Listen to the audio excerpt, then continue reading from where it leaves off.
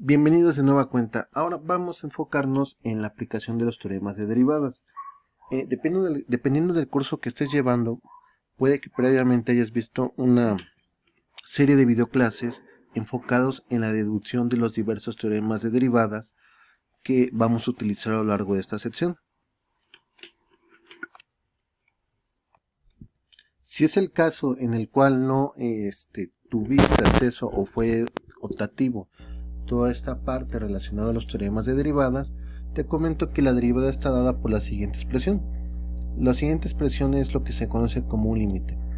Esto que estoy señalando en pantalla se lee como la derivada de f de x respecto a x, y es igual a un límite de la siguiente expresión: función incrementada menos función original entre el incremento, cuando dicho incremento representado por la letra h tiende a 0.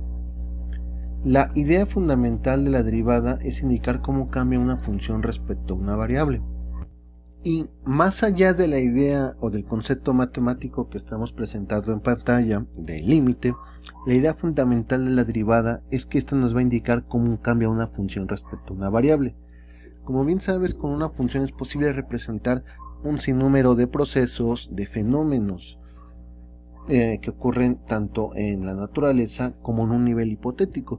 Esto puede tener muchas aplicaciones, no solamente dentro de las ciencias naturales, sino también en tu vida diaria y en las ciencias sociales y en muchos campos. Entonces, ahorita lo fundamental es que recuerdes o que entiendes que la derivada nos va a dar una noción, es decir, una noción de la razón de cambio, de un cambio instantáneo que está experimentando una función respecto a una variable. Por ejemplo, si nuestra función representara la distancia o el desplazamiento, su derivada respecto al tiempo nos estaría dando una idea de cómo está cambiando la distancia o desplazamiento respecto al tiempo. Eso en física pues es lo que llamamos velocidad. De esta forma podemos ver o ejemplificar uno de los muchos usos de la derivada. Pero recuerda, la idea fundamental de la derivada es que nos indica cómo cambia una función respecto a una variable. Ahora sí, vamos a revisar la aplicación de los principales, entre comillas un poco esta palabra, teoremas de derivadas. No te preocupes tanto por las demostraciones en este punto, por si te interesan, y es el caso en el cual tú no viste las demostraciones, pues ya les pondré como un tema optativo, como un anexado optativo para satisfacer tu curiosidad. Bueno, entremos en esto. Derivada de una constante. Bueno, la derivada de una constante que vamos a representar como k, donde k es un número real, es igual a 0. Por ejemplo, si tengo la derivada de 5 respecto a x, nos va a dar 0. Si tengo, por ejemplo, la derivada de 17, que también es un número, es una constante, no va a cambiar. 17 siempre va a ser 17, es igual a 0. Aquí tengo otro ejemplo. La derivada de menos 25 sigue siendo un número, una constante. Respecto a x es igual a 0. Lo cual es muy lógico si lo piensas. Más allá de las demostraciones. Una constante es algo que de entrada no cambia. Y la derivada mide el cambio. Entonces, ¿a qué corresponde el cambio de aquellas cosas que no cambian? Pues a 0. Aquí un apunte muy interesante.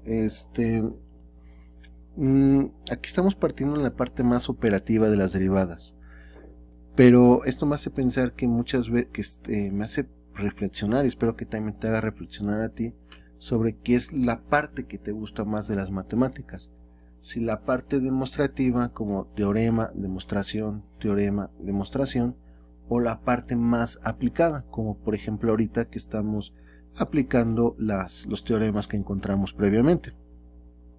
Creo que ambas partes son muy importantes. Pienso por ejemplo en los compañeros físicos, que creo que tienen un excelente balance entre aplicar la matemática y ver la teoría y los razonamientos lógico-matemáticos que la sustentan. Aquí en ingeniería hay muchas personas, muchos estudiantes, muchos alumnas que se van más por la parte operativa, pero también hay mucha gente que gusta de ambas, tanto de la parte operativa como de lo que podríamos llamar la parte demostrativa. Espero que a ti te gusten un poco las dos y que a lo largo de estos cursos estés tomándole un poquito más de cariño a la matemática. Bueno, eso es lo que espero, ¿no? Y a veces eso se logra precisamente a medida de que nos estamos enfrentando con los retos que en este caso son las series, ¿no? Entonces te recomiendo que te enfoques en las series, porque a veces es la mejor forma de conocer la matemática y desde luego tomarle gusto, tomarle aprecio a la matemática. Bueno, vamos con la siguiente, la derivada de a respecto a x. Esta es curiosa porque si tú tratas de calcular esto, por ejemplo, en Maple, que es un software para matemáticas, seguramente te va a dar lo siguiente. La derivada de a respecto a x es igual a la derivada de a respecto a x. Propiedad reflexiva, lo cual es cierto, ¿no? Todo objeto matemático es igual a sí mismo. Pero vamos a hacer la siguiente distinción. Si dice a, simplemente va a ser una constante. Si dice a de x, va a ser una función. Es decir, una relación que depende de la variable x. Como aquí en este caso no está esta expresión del paréntesis x, vamos a darle un valor de 0, porque se trata de una constante. Esa a puede ser un número arbitrario. Muy bien. Y introduciendo un poquito de notación, por ejemplo, si tuviésemos la derivada de a de x, o sea, a como una función, esto lo podríamos representar, bueno, esto sería de entrada igual a la derivada de a de x respecto a x. No podemos hacer más de momento hasta que no sepamos de forma explícita cómo se relaciona, o mejor dicho, cómo está representada esta función a, en términos de x. Es decir, si es una función seno, una función exponencial, una función logarítmica, alguna raíz, no lo sabemos, ¿no? Entonces simplemente lo representaremos como está en pantalla. O si lo prefieres, con a' de x. Y aquí viene una notación súper importante. Si bien esta expresión que tengo aquí en pantalla indica una derivada, tiene un equivalente que es el siguiente, f' de x. A veces es más común utilizar este de la prima, ¿eh? La prima va a indicar derivada, y de hecho más adelante vamos a ver que existe diprima, triprima, etcétera, ¿no? Para indicar que se trata de una segunda derivada, una tercera derivada, etcétera, etcétera. Entonces trataré de utilizar ambas para que te acostumbres a ambas notaciones. Muy bien, sigamos con esta, ¿no? Derivada de derivada de x respecto a z. Entonces, como z no está apareciendo como una función de x, esto es igual a 0, ¿no? Perdón, al revés, como x no está apareciendo como una función de z, esto es igual a 0. ¿Qué fue lo que hicimos en este caso? Pues cambiamos, ¿no? Ya no pusimos que la variable sea x como casi siempre aparece, sino pusimos que la variable sea z, ¿no? Muy bien. Entonces para z, x aparece como una constante, que es distinto por la notación o convención que quedamos hace unos momentos, de que si apareciera de esta forma, ¿no? X, paréntesis z, ahí sí te estaría indicando que es una función. Pero como simplemente aparece la x, la tomamos como una constante. Entonces cuidado con este detalle, ¿no? Recuerda que es todo aquello que no está en términos de la variable respecto a la cual vamos a derivar, en este caso z, se considera constante. Por ejemplo, si tuviese esto, ¿no? Derivada de z quinta, ¿no? Respecto a x. De entrada esto es igual a 0. A menos de que haya una relación en la que se indique con claridad que z depende de x. ¿De acuerdo? Muy bien. Siguiente derivada, derivada de x. Esta es igual a 1. La derivada de x respecto a x es igual a 1. Y aquí pareciera que se trata de un cociente, pero no lo es. No es un cociente, es una derivada. Aunque estas partes individuales, el de x, el de u, por ejemplo, se conocen como diferenciales. Por ejemplo, de x es el diferencial de x y de f de x es el diferencial de f. Si lo tratamos de apreciar desde una perspectiva geométrica, estaríamos hablando de distancias que son muy, pero muy pequeñitas. Y si hay un contexto físico, por ejemplo, entonces estaríamos hablando, por ejemplo, de un dt. por poner un ejemplo, ¿no? Un diferencial de temperatura indicaría temperaturas que son muy pero muy pequeñitas, diferencias de temperaturas muy pequeñas.